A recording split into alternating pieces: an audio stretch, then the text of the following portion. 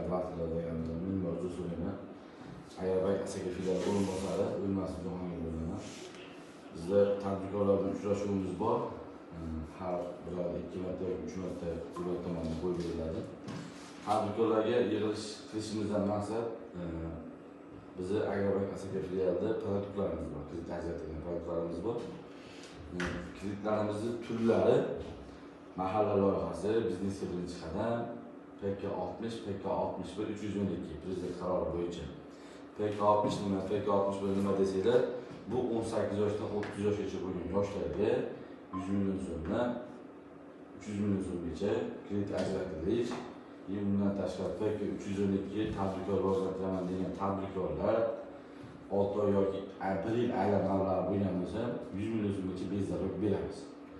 Bundan tashqari mahalla loyihasi deganda nimani tushuntirib beringizga desanglar, mahalla loyihasi bu o'zini o'zi band qilgan jismoniy shaxsga, uchinchi shaxs kafilligi bilan, ya'ni uchinchi shaxs kafilligi bilan 50 million so'm issiqxonaga, tikuvchilikka, milliy pishirchilikka, kosibchilikka shunaqa turlari bor, kredit ajratamiz. Buni plastikga tushirib beramiz.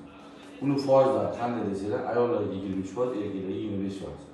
50 million mahalla loyihasini 5 yil muddatga beramiz, 2 yil imtiyoz davri. To'lovlari erkaklarimizga bo'lsa 25% bo'ladigan bo'lsa 1 million 100 ming so'mdan oyga tushadi. 2 yildan keyin 2 million 900 ming tushib kamayib boraveradi. Biznesga birinchi qadam kreditlarimiz 17 million so'm. Bu ham kafillik bilan, agar kafillik yo'q bo'ladigan bo'lsa, sug'urta asosida 17 million so'mni beramiz. Buni ham xuddi shunaqa tartib, ayollarga 20%, erkaklarga 25%. Buni ham xuddi shunaqa plastikga tushirib beramiz. Bemalol tadbirkorlik qilaman deydigan yoshlar bo'lsa, tadbirkorlik yoki bo'lib kredit olgan qiynalganlar bo'lsa, misol uchun tadbirkorlik bor, 6 oy yoki 1 yil aylanmalar bor bo'ladigan bo'lsa, 100 million so'm bezarok beramiz.